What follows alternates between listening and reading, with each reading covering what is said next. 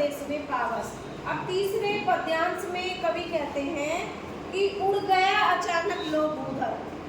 अभी तक पहाड़ था, तालाब था, झरने थे, पेड़ थे, फूल थे, अभी तक सब कुछ था।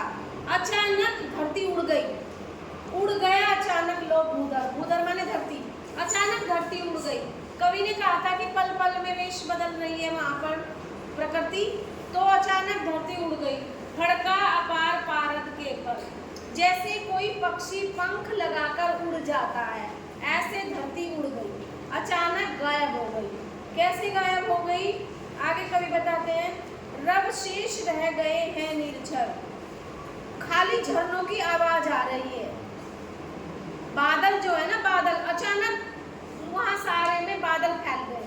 पहाड़ों पर बादल, उन पहाड़ियों पे गिर जाते हैं ना नीचे, तो अचानक से बादल आए और सारी पहाड़ों को ढक गए, तालाब को ढक गए, झरनों को ढक गए। अब सारे में बादल ही बादल दिखाई दे रहे हैं। बस झरनों की आवाज आ रही है बहने की, झर झर झर झर। रब शेष रह गए हैं निर्झर, बस झरनों की आवाज बची है और बाकी कुछ दिखाई नहीं दे रहा है टूट पड़ा भू पर अंबर। भू माने धरती, अंबर माने आसमान। ऐसा लगता है कि सारा आसमान धरती पर टूट पड़ा हो और सारे में आसमान ही आसमान दिखाई दे रहा है, बादल ही बादल।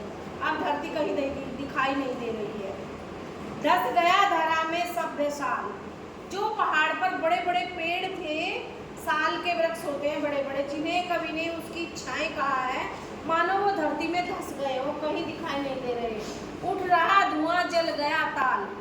और जो तालाब था ना, इतना सुंदर पानी का तालाब था जिसमें पहाड़ अपने आप को देख रहा था आईने पे, वो मानो जल गया हो और उसमें से धुआं निकल रहा है। कैसे जल गया? उसने कैसे कल्पना करी कि जब उसमें बादल गिर गए, आपने देखा होगा सर्दियों में भी पानी में से भाप उठती है ना, तो जब बादल उसमें गिर गए लेकिन भाप उठती है, तो कवि को वो जो भाप है ना, ऐसी लग रही है जैसे तालाब में आग लग गई और उसका धुआं उठ रहा है वो ऊपर। कितना सुंदर वर्णन किया है। यो जलद यान में विचर विचर था, इंद्र खेलता इंद्रजाल। इंद्र जो है बारिश के देवता हैं, जल के देवता है ना, तो कवि कहता है कि बादलों का यान है, एरोप्लेन है बादलों का। बादलों के एरोप्लेन पे बैठकर इंद्र भगवान ये सब खेल खेल रहे हैं। कभी बारिश कर देते हैं, कभी धूप निकाल देते हैं, कभी वहाँ सारा का सारा बादल नीचे गिर जाता है। तो ये सारा खेल इंद्र भगवान खेल रहे हैं और अपने बादलों के एरोप्लेन पर बैठकर। इस तरह से इतना सुंदर वर्णन किया है कवि सुमित्रानंदन पंत जी ने इस कविता में पर्वत प्रदेश में पावस। Thank you.